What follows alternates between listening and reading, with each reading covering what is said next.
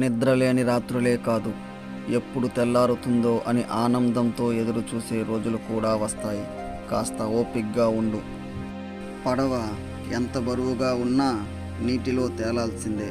మనసు ఎంత బరువుగా ఉన్నా ముందుకు సాగాల్సిందే.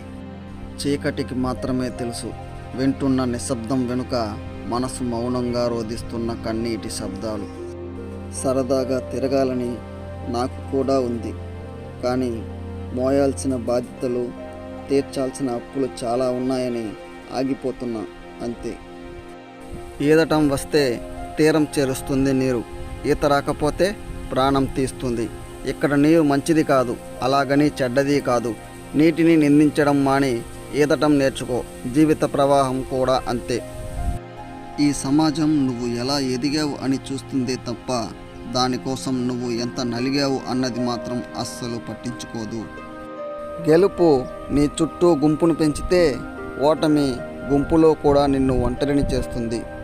ఉన్నది ఉన్నట్టుగా చెప్పే వాళ్ళని వదిలేస్తాం, లేనిది ఉన్నట్లుగా చెప్పే వాళ్ళనే నమ్మేస్తాం.